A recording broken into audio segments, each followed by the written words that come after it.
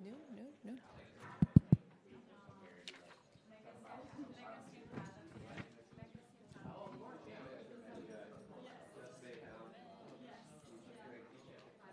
Amy, also John, say hi.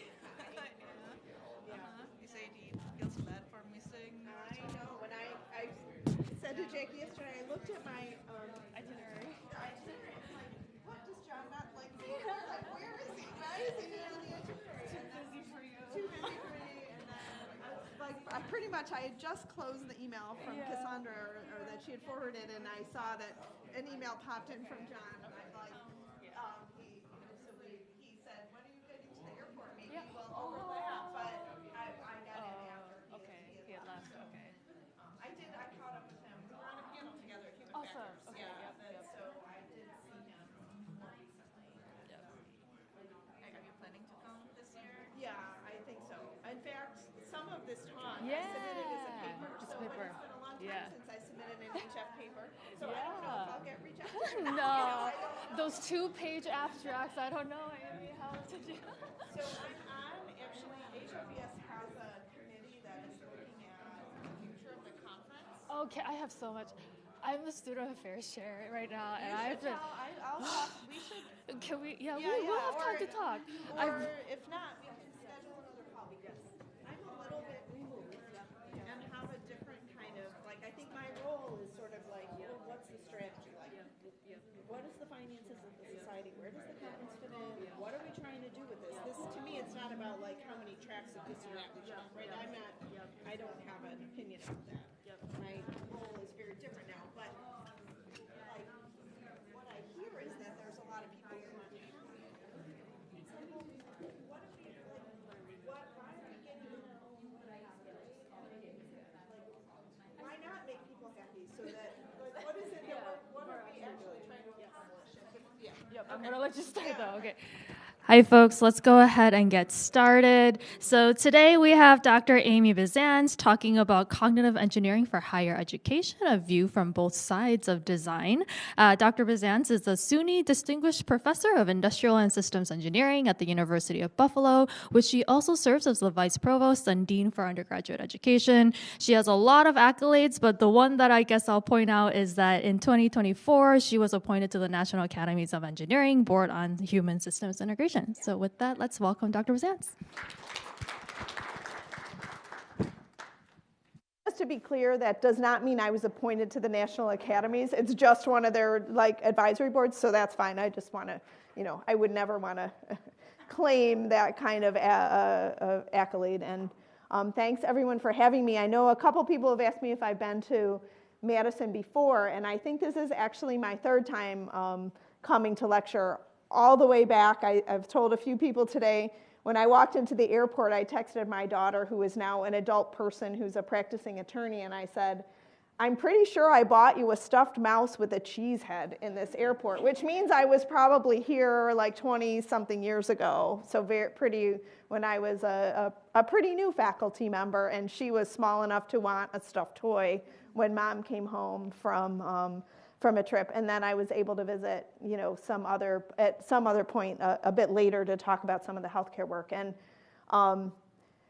I want to say I appreciate this audience. This is a relatively new talk for me. It's something that I didn't want to come because I've been a vice provost, and a vice provost works like, I don't know where your building is, where the president and the provost are, but I'm there. I'm not in my ISE. In fact, last summer, they totally kicked me out, and they sent over like 25 boxes of stuff that they had packed up out of my office and said, no, you can't have this space anymore because we need your space. So I don't have a physical presence in engineering anymore, but still I'm on a couple of PhD student committees and a grant, which I'll talk about a little bit at the end. But my role is very different now. So I'm a university administrator. I have the faculty in the room. I'm one of the people that you swear about when you're at your faculty meetings, and I understand that. So, but I try to have my faculty hat on now and again. So what I thought I would do is talk a little bit. First, I'll give some introduction to my academic discipline, which is in cognitive engineering, but then sort of transition. What I realized was, okay, no, I'm not getting grant funding anymore to go and watch people make decisions and do complex work. I'm actually one of the people that's doing that, and I'm super fortunate to have an amazing design team from our institutional data analytics operation who actually supports me. So I had conversations with them. They wrote a little bit of the human factors paper. One of the guys is really excited. So I'm going to talk a little bit about what it feels like being the person who's getting that design help, but then also how the models that we've developed in cognitive engineering actually apply to this very different complex system. So I appreciate your indulgence in letting me talk about this, which may or may not be what you thought you were asking me to come and talk about, but hopefully it will be a fun talk. It was fun for me to put together. So in general, I still identify as a cognitive systems engineer when I'm in your company and others. And what does that mean? And in the field of human factors, certainly this is sort of mainstream human factors work, we're looking at designing systems where we're integrating people, often people with expertise or very specific kinds of skills, with whatever their work tasks are, in situations that can be complicated and dangerous or stressful in some way. And almost always now, there's the work people are doing is mitigated or mediated by technology. So people are doing their work in concert with high-tech systems, whether that's aviation automation, whether it's all the AI things that we've had lots of conversations about today. So technology is an integral part of that. But no matter which kind of system that we're talking about, we are trying to help people make effective decisions. We're trying to help work get done efficiently. And for safety critical systems, we want to keep people safe. We don't want people to get hurt at work. We don't want planes to crash. We don't, we want these systems to operate safely and productively. I'm going to keep moving around because if I stand here, I feel like, I'm kind of short, right? So, so bear with me on that. Oh, there's a clicker. I'm terrible at using these, but I'm going to try. I'm very bad at using technology, as you'll see. So, so these systems that we're worried about have a number of defining characteristics. So often there's risk, whether that's risk to sort of life and limb or financial risk. Systems, people are making decisions under varying kinds of time pressure. There's a lot of unreconcilable uncertainty. So whether that's not understanding what weather patterns might do because we don't have the best models of those, or there's competing models of that, or we don't understand how humans are going to react or make change. Or if you think about in a healthcare setting, we don't, people aren't instrumented, right? You don't have sensors in your body that are emitting things about your bloodstream, right? We don't know everything about you. So there's that unreconcilable uncertainty, and then complexity, particularly in the sense that there's multiple interacting subsystems that have maybe complicated interactions with one another. You can't just isolate one effect at a time. Everything is working together and having those interacting effects. And traditionally within cognitive engineering, we've had sort of a bipartite analysis focus. So often we're deploying models and methods that are looking at identifying what is making it hard to make decisions in this work domain. So I came out of an academic tradition that grew out of cognitive work analysis, which you've had various people here have worked on. I know John is not here today, but I think he comes out of some of that same tradition. And really trying to understand what is it that is it the uncertainty that's making it hard? What functions is the system designed to support? What kind of decisions are happening in that domain? And there's been some formal modeling, work domain modeling, coming out of the Rasmussen and Bisantz tradition, looking at that, and that's some of what I'm going to talk about a little bit more later on in the talk. But then also saying, all right, we've got complicated worlds out there. What are the people that are operating in those worlds? What kind of knowledge, skills, strategies are they bringing to bear on those problems? Because if we want to design decision support that is effective for those individuals, we have to understand what it is that they're trying to accomplish.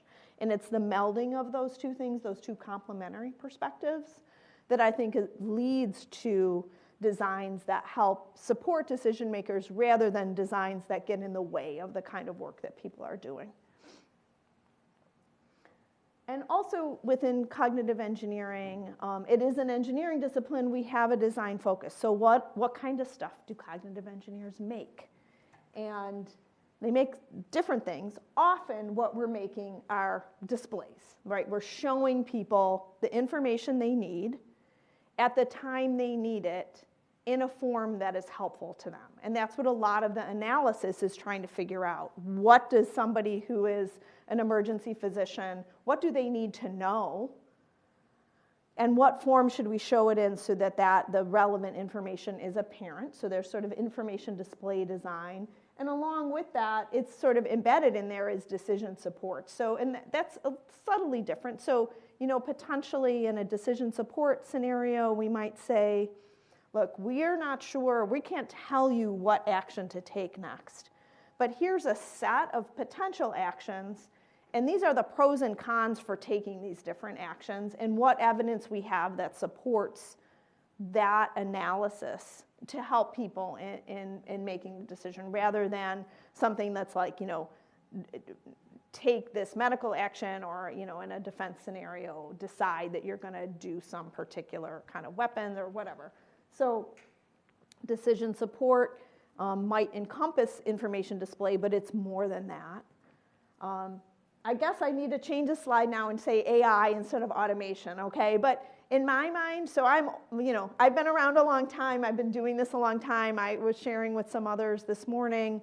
I gave a talk last summer that was thinking about AI with respect to the lessons we've learned or the questions we've asked about automated systems, going way back to when essentially the birth of some of the cognitive engineering and early human factors work, looking at how people control large process control systems, and in particular in those days it was nuclear engineering, nuclear power plants. Now we're coming around again, right? They're coming back, right? Which is, also interesting to me. And we just, at our university, we just approved a new minor in nuclear engineering, and we have not had that on campus for maybe 25 years, right? So that's coming, the interest, the demand from the students is coming back around in that space. But in any event, way back in 1983, so how many people were born after 1983 in this room? Like a lot of you, right? Okay.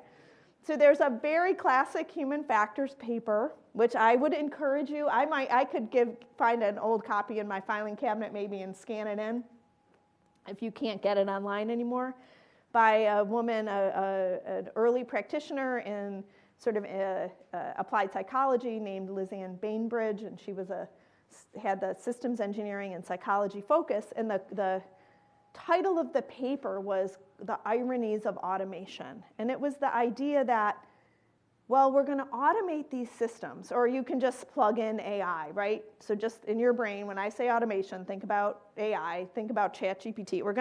ChatGPT is going to come, and we're not going to need people anymore. And, that we're going to solve everybody's problems because the automation or the AI or whatever you want to call it is going to perform flawlessly, and we're not going to need people. And what she was kind of saying is, hey, this isn't really going to work. People are still going to have to be in these systems, but instead of making their jobs easier, we're changing their jobs, and some different things are going to be difficult. So if your car is driving for you, right, you guys do, work in highly automated driving here. If your car is driving for you, you're not going to know what to do when it stops, right? You're going to have lost that skill. So this idea of de-skilling and how for people to keep their manual skills up. That's a conversation in the aviation space about how is it that pilots maintain manual skills, because automation might fail and you're up in the sky. That's a bit of a problem. And I don't know how to fly. I mean, I'm not a pilot, and I don't really even like being in airplanes, although I've gotten over that. But my cruise control, I have a car with reasonably advanced adaptive cruise control and adaptive monitoring. When do you think that fails for me? Who's got that on their cars? When does it stop working? Like when it's raining, right? When it's snowy or foggy, all of a sudden it's like beep, because it's not using LiDAR or anything. It's visual cameras. It can't see well enough to do the adaptive cruise, so it just shuts the whole thing off. You're in the middle of the highway, you're going 75 miles an hour, or whatever it is you're driving, and all of a sudden it's like beep, and you're like, whoa, what's going on, right? And you got to control the speed exactly at the time that it's perceptually challenging, but it's perceptually, so the car gives up, and you've got to step in, and now you have to be the person who's seeing in the fog and controlling your speed and watching for the other cars and so on. So all of that is still happening with AI. Like AI is not getting us out of that, right? So it was just very interesting that this design of automation and the way people interact with automation and how you keep people skilled, engaged, understanding when they have to step in. I'm not convinced that AI is getting us out of that. I mean, I might be a Luddite. I'm not the only Luddite in the room, as I learned that, right? But I think that there's still sort of fundamental questions about how we're going to have to interact with automation or these highly autonomous systems that AI is going to enable. So why do we have to take this perspective in the design of systems? And people here work in healthcare, transportation, and maybe process control, manufacturing, all kinds of high-tech industries. How many people here are industrial engineering students? Anybody from computer science or something different? Okay, one computer science. And can I just get, how many are human factors oriented? Oh, good, okay, so you got a good, thank you. Okay, and thank you for those of you who aren't HF related. But one of the things we've learned as more and more of these highly complex information systems, IT systems, are deployed in various industries is that sort of when there's a big sales job, right? And that's actually interesting now in my current job because I'm on the receiving end of the sales pitches. Like, you should buy this new student information system because it's going to solve all your problems and save you all this money and blah, blah, blah. And then my little, human factor skeptic brain, I'm like, it's not happening. I know it's not happening. But the optimism about the new technologies, you don't get the benefits that you're paying for, essentially. So lots and lots of institutional resources, whether it's universities or hospitals or manufacturing facilities, are being invested in IT systems that don't help people in the way that they're supposed to be helping people, okay? Because they're not really understanding what's complicated on the ground, like what it is that people are doing, and that's why we do some of this modeling. And one way to overcome this is, we hypothesize, is using this kind of cognitive engineering perspective because you understand what's complicated about the work as well as what expertise is needed and what help is needed. And what you really also want to avoid are negative consequences, things that are unexpected but happen because, like, for instance, this clumsy example I gave of the cruise control cutting out this clumsy automation that actually decreases safety rather than increases safety. So you want to try to avoid those kind of situations. So how do we do this in practice? What methods do we deploy? So there's a real commitment to watching people do their work. I spent a lot of time following emergency medicine physicians around. They were embedded in our research team. I've talked to folks in defense. I've talked to folks in transportation. Like, you have to either be an expert in that domain or have great relationships with those on your team to really bring knowledge of work as it's done in practice. You can't just read a manual. You can't just look at forms. I'll give a medical example of that. Years ago, at the time when new IT systems were being, like patient tracking and other systems were being implemented in hospitals, the hospital system we were working with implemented a module that would help with triage. So triage is when you go into the hospital and they decide how sick you are, how soon you're going to get cared for. And there was the nurses were filling out paper forms, so the the designers took the form and they had page 1, page 2, page 3, and you'd go in, whatever. But they didn't watch the people actually do the triage process, because once you entered a couple, you couldn't go back, okay? So when you got to page 2, you couldn't go back to page 1. But mostly people, when they're telling their medical stories and medical history, they are not linear, and they remember things later that they tell that were back on the first page. And all of a sudden, someone's like, oh no, I forgot, I take this medication. And they're like, oh, I can't enter that. That was on page 1 when I asked you that question. So the designers didn't watch the work and how complicated it was to get the story. So what ended up happening at that hospital is that they kept the paper forms and they filled those out, because no one's stopping you from filling out page 1 when you have a paper form.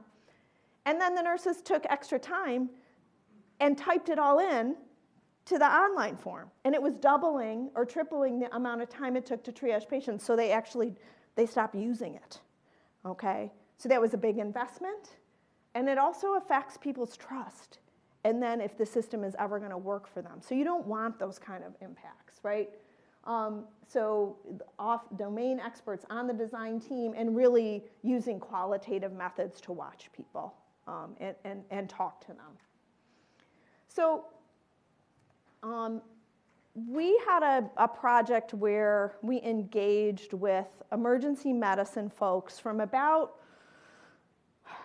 2004 up through 2022. So a lot of different, funding from AHRQ, which we've been talking about today, and what's happening with that, but funding from AHRQ, some other patient safety related organizations, with a group of us that were some cognitive engineers and human factors folks, some people who were nurses, people who were physicians. Some of those physicians had systems engineering or human factors backgrounds. So Robert Weirs, Terry Fairbanks, Shauna Perry, Zach Hettinger. So these people had serious domain knowledge as well as some systems engineering and human factors background. Emily Roth was one of our collaborators for some of the work. And over that time, and bringing in some other work that Emily was doing in the defense space, we proposed a framework, and I think this is is the student who contacted me here? Okay, all right, so this is one of the papers that I sent you guys, is this work-centered approach to system evaluation, and it has some systems design pieces in it also, but let me just talk a little bit through this. So those cognitive engineering models that we did were building the things up in the upper left-hand corner. By doing that analysis, we were able to create what we called this model of support. What is it that people need help with? And in emergency medicine, we looked primarily at flow through the system, not how to treat Jeff, right? But how to make sure all of you got treated in time and parceled out to the right parts of the hospital with the resources that we had. So there were questions like, well, how many people are waiting? How sick are they? Which are the sickest people? Because they're going to need treatment first, or they're going to take more of our resources. Who's holding up the system? Who is sitting in a bed, taking up space that we need to move through more quickly so that we have that resource available? Those were the kinds of questions that the physicians and nurses were wrestling with, to think about flow through the emergency department and managing that as a system. So we use these models and these techniques to come up with a set of about 19 criteria for that, which is great, and then we use that to inform our designs. So it helped us figure out what types of information we should show people. It also let us build some relatively complicated work scenarios to test out those displays, because they incorporated the need for those support objectives. And some measure, like, could people answer questions about who are the most complicated folks that are there, or who's holding things up. So we were able to use those cognitive engineering techniques to come up with that, but then also deploy those scenarios and the displays using some simulation and interactive techniques to actually test the displays out. And there were different kinds of measures that we had. So this probably has a pointer, but I don't know how to use it.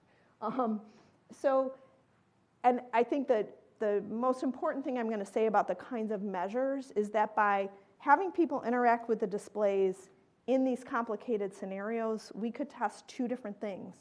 One was the usefulness of what we were showing people, which is very different or can be different than the usability with which we made the designs. And we showed in this paper and in some other work that we did that they might be correlated, but they're not the same concept. And that, from a HCI perspective and a design perspective, is really important to keep in mind, that you really have to figure out what's useful, and then you have to give it to people in a way that's usable.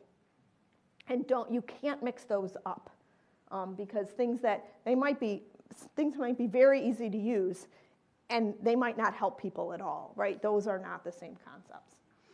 So this paper, which I shared, has some more specifics about the kinds of work that we did and what what we call this work-centered approach.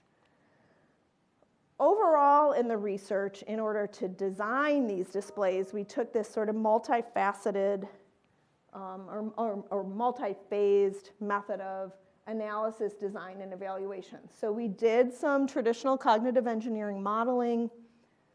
We had great fun with multifunctional teams doing multi-day brainstorming. So we had like a nurse, a doctor, and a human factors person in one room. We had multiple teams, and we all brainstormed. We drew on whiteboards. We knew what kinds of information we needed to show, and we figured out how to show that. And you can see some of the early whiteboard sketches. We implemented that at the time. I forget the software. I think it was Flash, right? Adobe Flash, is that a thing? Not anymore, right? But it was old. This is a while ago. So then we created them interactively, and we drove them with data actually from a discrete event simulation so that you could see them change over time. And we had data actually about how patients came in and out of the emergency department and the rate at which they got certain tests. So that was driven by data that came out of a different phase of the project, which did simulate the environment. And then we were able to put physicians and nurses, we had teams of doctors and nurses and some patient mannequins that they were treating, into some complicated scenarios to get data out about the effectiveness of our designs. And I didn't bring slides about the data because I'm going to shift topics in a second, but what we learned from this was that some of our stuff was usable, some of it was useful, some of it was both. Sometimes people are like, yeah, I know what this means, but I would never use this thing, okay? So we got some interesting feedback about that. And we also learned that our sort of newly designed displays were more helpful in helping provide situation awareness, and people rated them more effective than what the folks were using in the ERs at the time. I'll say a little bit about the modeling that we did. So that was kind of up in the corner there, the interviews and modeling. So this is broadly a work domain analysis coming out of the Rasmussen and Bisantz tradition, where we're looking at goals or purposes of the system up at the top, and the stuff that makes up the system at the bottom, and in between are the processes and functions and the guiding constraints. So if you're interested in, for instance, providing quality care, there's people involved, there's the personnel at the hospitals, you're caring for the patients, you have to do a lot of communication and coordination across the team. We were interested in that broader coordination question, so maintaining situation awareness over who was in the ED and how they were getting treated was important. And by doing this kind of modeling, we were able to identify certain kinds of particular information needs that people had in order to exert control or awareness over the particular pieces of this model. So facilities and equipment, a question they ask all the time is like, how many beds do we have available? Like, how many spaces, and not just in the ED, but also in the hospital itself, because we're going to have to move people out, right? Who's caring for who? what phase of care, like where are patients in the process of getting cared for? Are they waiting to see a doctor? We're waiting to get their labs back? Are they getting an infusion, so they're going to be in that bed for 2 hours because they're getting treated? So all of those kinds of information needs we were able to identify through this modeling to help us understand what we needed to draw right up in that brainstorming. And at the broader level, sort of how many people are leaving us before they even get back to a bed. Like that's a big quality measure, for instance. And this is just one schematic from one of the dashboards. And this allowed people, you could click on different panels and get more details, but just a couple things that are being shown here. And I didn't bring all of the details because I want to move on to my new system that I'm analyzing. But up in the top left, something that they never really had a view of was the severity, the number of patients at different severity levels that were waiting to be seen. So there's a triage score that allows that people are, you can, if you're green, you're not so sick, and if you're like red, you're sicker. If you're a level 2, there's an orange, and maybe 2 is orange, and yellow is 3, whatever. When I broke my wrist, who was I talking to? I was talking to Doug about breaking my wrist. And I'm hearing the nurses, and they're like, is she orange? I'm like, I'm definitely orange. I'm not yellow. I am definitely orange. And they're looking at me, and I was in bad, I was in a lot of pain. So that was it was a little funny at the time. I'm like, oh, what system are you using? Do you have Cerner or Epic? Like, I'm trying to do a little work domain analysis while I was about ready to pass out. But what that did in the functional version of this, people could click on the little the bars, get information about the patient, and they actually transited from left to right as people were there for longer. So you had a view of severity, number of people at severity, and how long they had been in the waiting room. And then we did some funky things with coding, how people, the phases of care that people were in, and that's kind of the colored bar that's showing. I don't know if I do this, does it? Oh yeah, look at that. Okay. Were they waiting for a bed? Were they waiting for their medication to come back or labs to come back and so on? So you were able to give some ideas of the phases of care. And up here, this kind of funky thing, this is a schematic of what we call the jester hat. And if you clicked on this and got the bigger view of it, each one of those axes was a different variable that kind of represented the overall, do we have a lot of people and there's a lot of people in pain, or do we have a small number of people and everybody's happy? And if everything is green, you're good, and if you have lots of yellow and red, all hell is breaking loose. So that was something that we designed and we were able to evaluate through a number of different publications, and some of them, they're just, a bunch of them are here, and some of them are the papers that I sent. So that was decades of work and lots of people that went into it, and many graduate students whose names are showing up here. So this was not work that I did by myself, but and a bunch of it was in a book that I edited with Kathy Burns, who's at Waterloo, and Terry Fairbanks, who's one of our physician collaborators at the MedStar system. And I should say, so a lot of this work was done in collaboration with the MedStar system in Washington, D.C., the Washington-Baltimore Hospital System. Okay. So now what? All right. So in 2018, I moved from being department chair in industrial and systems engineering to being dean and then subsequently vice provost of undergraduate education, which is a position that takes me out of my engineering role. Other than there's a little bit of systems engineering thinking that you have to do. But I work for the provost, so I worry about all of our undergraduates, and at UB that's 20,000 students. I know there's many more here, but that's the size we are. We're the largest of the 4 university centers in the New York State system, but New York State has 64 campuses that are affiliated with our state system. So there's 4 sort of research universities, and we're the most comprehensive of those. And I am now overseeing essentially all undergraduate operations. Although we're relatively decentralized, the academic units have lots of autonomy, but I'm ultimately responsible for our curriculum and policy, our honors college, general education, some centralized advising, things of that nature. So my world has changed, and I no longer have day-to-day supervision of research. I'm on I'm on a grant, which I'll talk about at the end. I'm on some committees, which is great because it keeps my brain a little active. But one of the things that I realized in thinking about this talk is that, well, I could keep talking just about healthcare, but you know what? I'm actually controlling a pretty big system myself, and it would be fun to think about how my academic perspective overlaps with my executive or managerial perspective. And these are some of our happy students, which I always like to show. All right, so where's the legitimacy here? Like, I started by asking the question of, can we characterize higher education as a complex system that's worthy of even conversation? And I went on the list. These are all the things that we think about when we think about complexity and cognitive engineering. So is there time pressure? Well, in healthcare, sure, it's often and it's very high, right? People can die. So sometimes we have time pressure.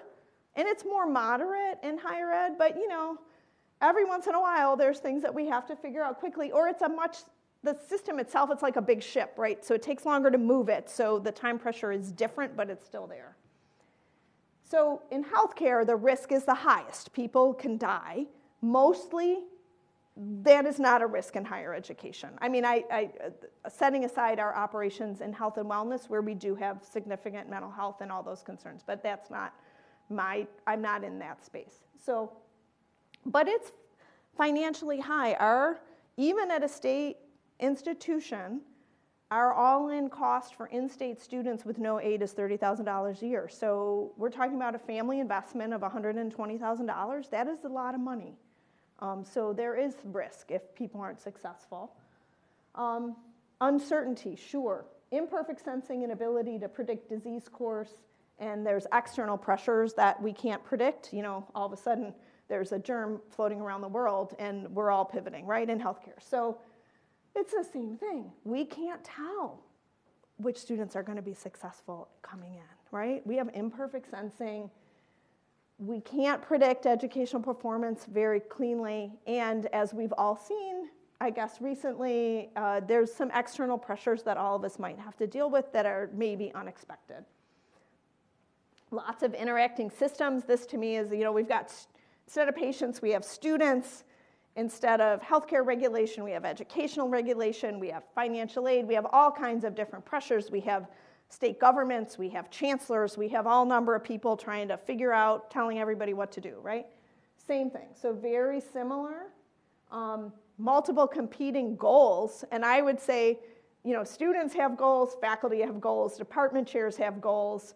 The provost has goals. I don't get to have goals because my goals have to be the provost's goals, right? But lots of different people have a stake in this, right? And everybody wants something different out of what's happening. Parents want faculty in the classroom. Chairs want faculty to get research grants. The provost wants money from the governor. I mean, you name it, right? Everybody's got different things going on. Complex data infrastructure. Every day I am shocked at the degree to which higher education is our own worst enemy with respect to IT systems. Our first year's... Workday too? What? Oh, not yet. No, we have PeopleSoft. Oh. Yeah, it's just as bad. But I'm just laughing because next week we have demos of Workday coming. Yeah. Okay.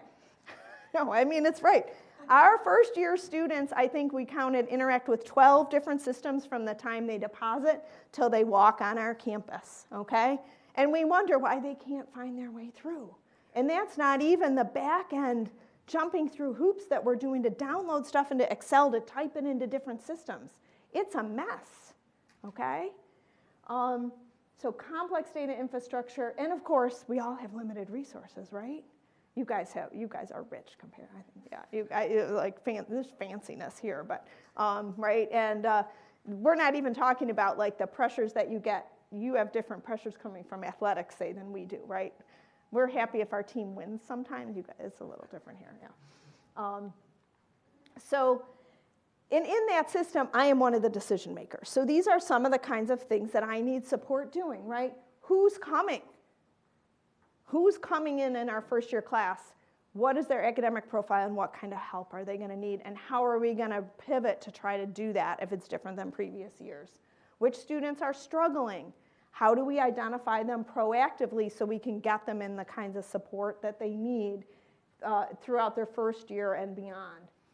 How are students choosing to fill their requirements, say for general education? And what does that mean for the finances of places where they're going or not going, right? The resources that either follow that or are needed to provide that.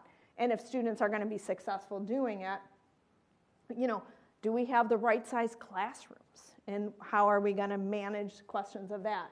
And where we talk about DFRW rates. Is that a thing, or DFW rates, is that a thing that resonates with faculty here? How many students are failing the classes or getting Ds, okay?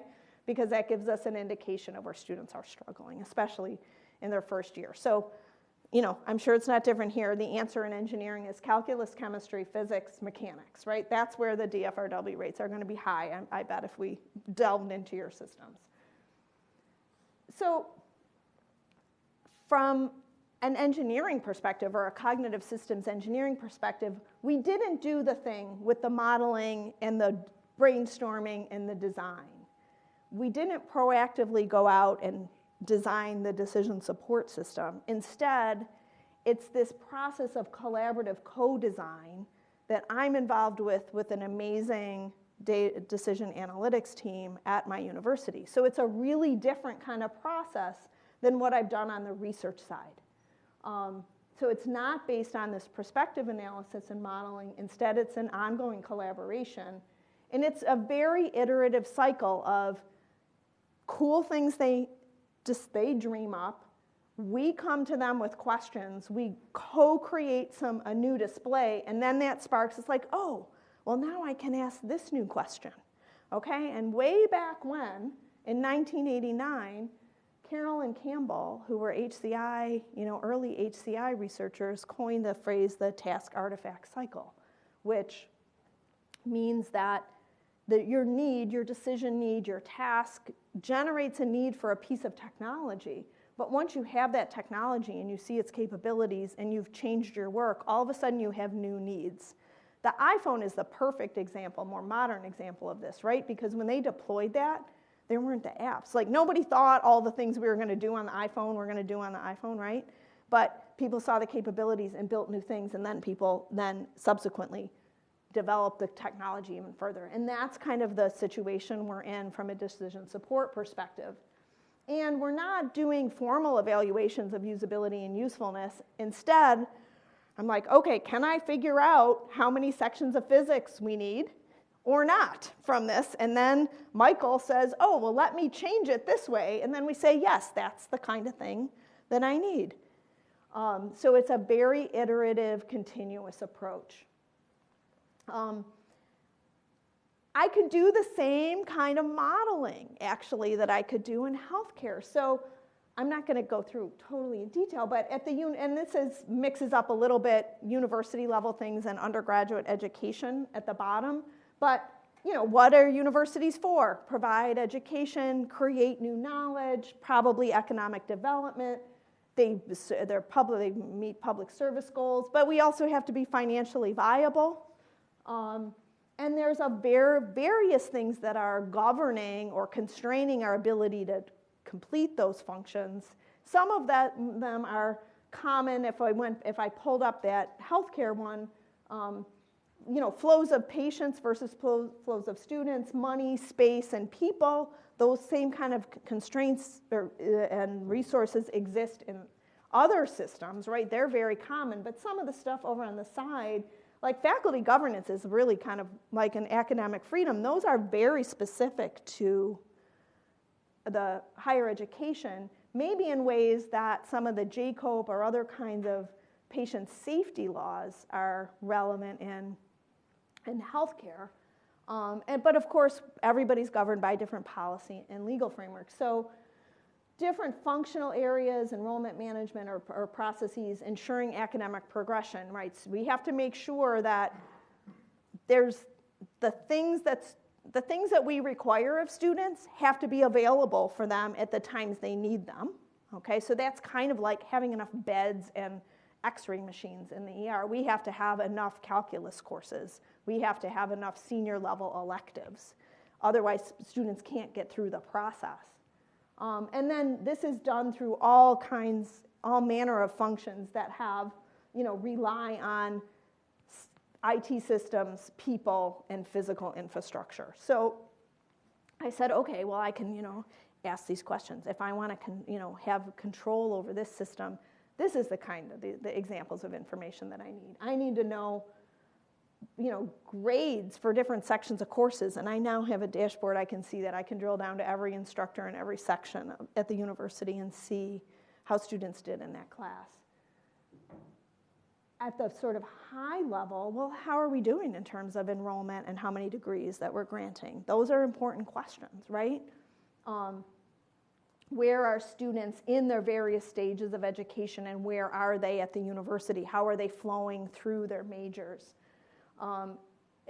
Head count in process, graduated, major changes, advising, how many appointments. I mean, there's this is like the tip of the iceberg in terms of the kinds of information needs, the things that I might look at on a weekly basis, right? All the different kinds of how we're operating in all these spaces.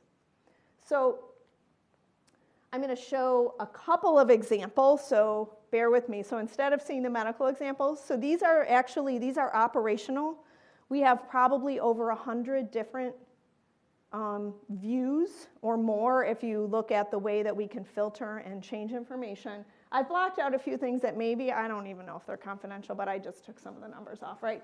But this shows student count, daily flow for the spring term. It's actual data. I look at this every day to see how students are registering into our courses, how many students have registered for the spring term. And we can look at that in terms of head count, credit hours, and the tuition revenue. So the mix of students will let us see grad versus undergrad, in-state, out-of-state, and it'll calculate that. And there's a variety of ways that we always try to filter this data. So I just always kind of look at I didn't filter it for this, but I can just look at undergrad and first-year students and all kinds of things that are more important to me. So this is kind of that high level. How are we doing at the university level? This is much more about student flow. So these are pretty sophisticated, and let me show this one down at the bottom, talk about this one first.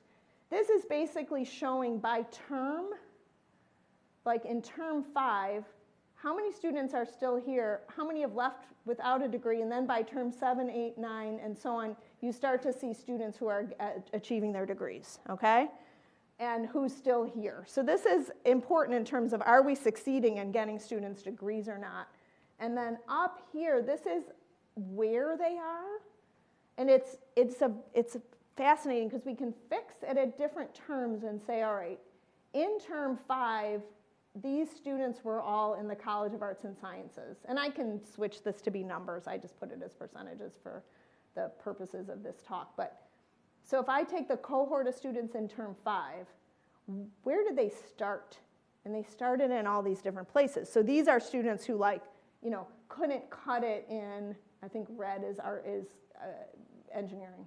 And they've switched, so they started in engineering but ended up in arts and sciences, okay?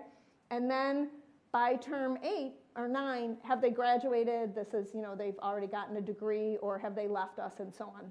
But I could look at that just for term 1 and see where they go for their whole academic journey. And this sort of helps us understand from an advising perspective, say, how we should be predicting the kinds of help that students are going to need to transit through our systems to a degree. I also have this great dashboard that helps me answer 5,000 different questions. Every time I go to this, I learn something new. So essentially, this is who's teaching what and what are the students taking. And so there's a variety, this is saying for all of the credits that we taught in the fall in these academic years, which of our academic units taught those credits, okay? And then I can look at it. Oops, I thought I had more going on here. Maybe it didn't. Anyway, I can color that in different ways Actually, all right, so this is colored by who's taking the courses, and I can also color it by who's teaching the courses, so you can sort of look at that mismatch. So our engineering students really taking a lot of courses, credits in arts and sciences. So these are all questions that the deans need to wrestle with in terms of paying the bills, right, for nice classrooms like this. Somebody's got to pay for it, right? And it's coming from this kind of analysis. And then I can also look at things like grades and seats and capacity. So up at the top, that's a display. Those the empty bars are actually our projections for the fall of how many kids are coming into what are going to need different courses based on the undergraduate programs they're enrolled in. And then we'll see that start to fill as students start to register. So for a series of high demand first year courses. And then you're seeing at the bottom here, these are grade distributions. So light blue is A's, and then B's, C's, and then the pink and purple and stuff are the D's and F's.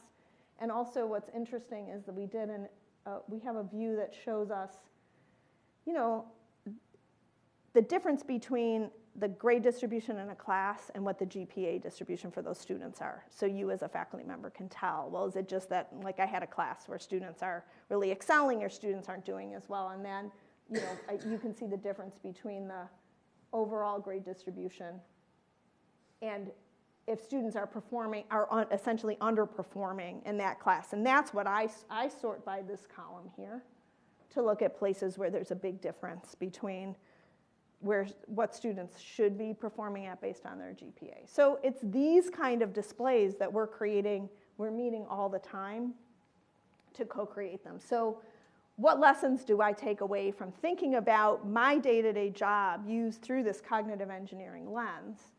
So first of all, you can't do what we're doing for an airplane, right? You can't be up there fiddling with the displays in the cockpit while the plane's flying. So it really takes a particular kind of system for you to be able to deploy this kind of approach, right? And it requires like this great team. Our university has invested in a group of people who are available to consult with us and work hand in hand. And that's expensive, right? You have to have the institutional commitment at your hospital, at wherever, to actually be doing this in real time.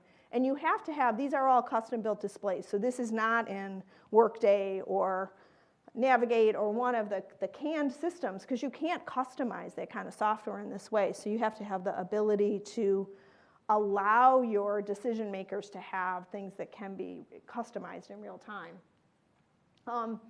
But I think the reverse engineering of the displays, the kinds of information that's being presented, and the sort of that work domain analysis, to me provides validity to do it the other way. Because we're finding the same kind of things that we're developing through this co-creation process are the same kind of information needs we identified through the more traditional cognitive engineering methods.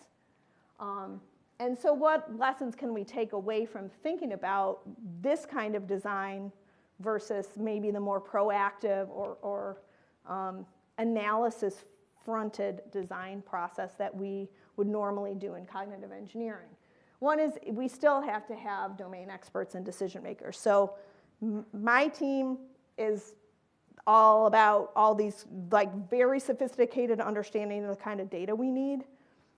And we are working closely with a data analytics team that also knows something about higher education, right? They're not completely ignorant of that. They're also experienced.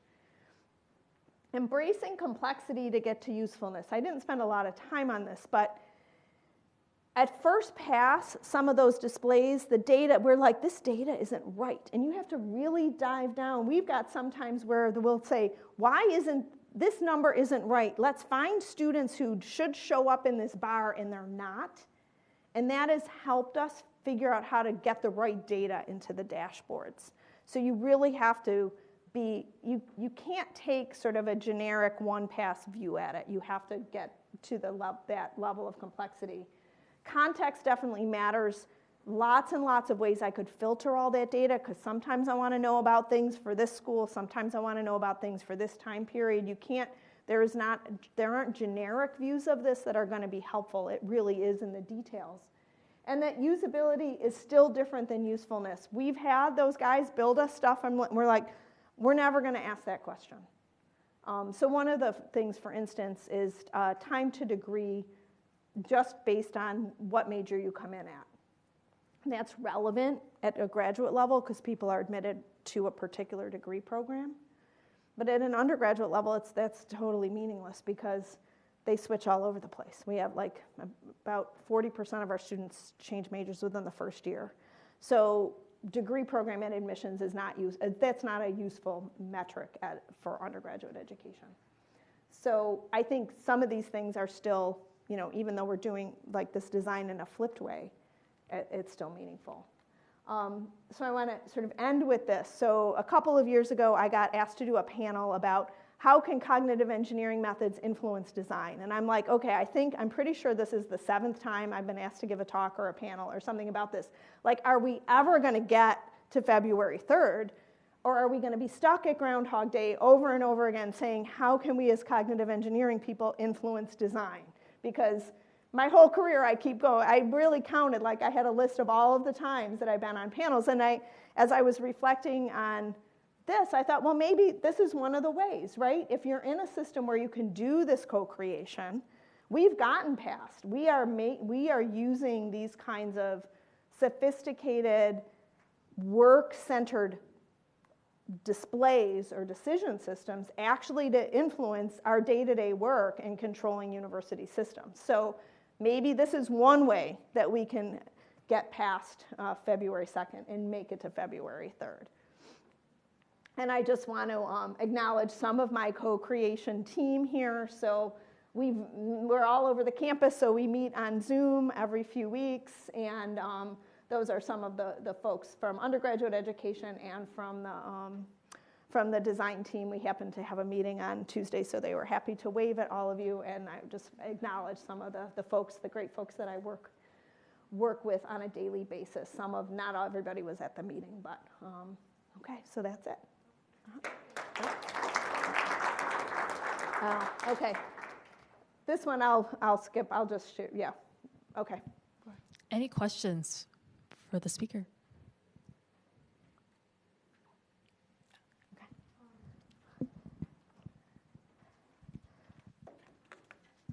I'm curious, like on the topic of how you were measuring demand for coursework, and I remember in the beginning of the talk you said you identified that there was like now enough demand for a nuclear engineering minor. Mm-hmm. How do you go about the process of aggregating, like, oh, we know this many students want a certain course, to then making the decision that something like a minor should exist when it's like overarching? Okay, so that's interesting because those are two different processes. Okay, so the demand for a new academic area would be driven by market analysis, or in this case, actually a student group got together and said, hey, we want to put some courses together in this. And so there was that was very bottom up. Once that's in place, then we say, okay, we know that there's X number of students in industrial engineering. I mean, your chairs probably did this locally, right? And said, so we need this many seats in the classes, all right? And when you're thinking, one of the things that's complicated looking across the university for first-year students is that, well, engineering's bringing so many students in, but who's teaching them math? It's not the engineering school, right? It's someone else at the university. So we're trying to broker those conversations so that everyone is aware of, the fact that, well, we've got a big nursing class, all of a sudden the folks in medicine have to scale up their anatomy class for those kids. So it's those kind of conversations, yeah. We have time for one more question. Mm-hmm. I have a question when it comes to cognitive engineering, mm-hmm. and I don't know, in my personal view, it's not really popular. And where do you think the future of cognitive engineering, how it can be more applied, and maybe how cognitive engineering could be more promoted in education? And I'm just curious about your opinion, cognitive engineering as a discipline. So I think that one of the things we should be thinking about is how the people who are actually going to be on the design side are getting exposed to the idea that they shouldn't be designing in a vacuum, but they need to be collaboratively designing with folks with the domain expertise. So whether that's teaching our methods in computer science classes or inviting people from those fields into our analysis worlds. I think that is the biggest lesson, is that if you are, all of us have used IT systems where they've been designed without understanding how people work, right? And thinking about if you're working in, hopefully some of you guys are going to go work at Epic and sort of say to them, hey, you might want to follow those doctors around, right, before you design something new in your health system or in your EHR. Is that kind of proselytizing, I think, is going to be the most effective. Okay, then with that, we're right on time. Okay. Thank you so much again. All right. Thank you.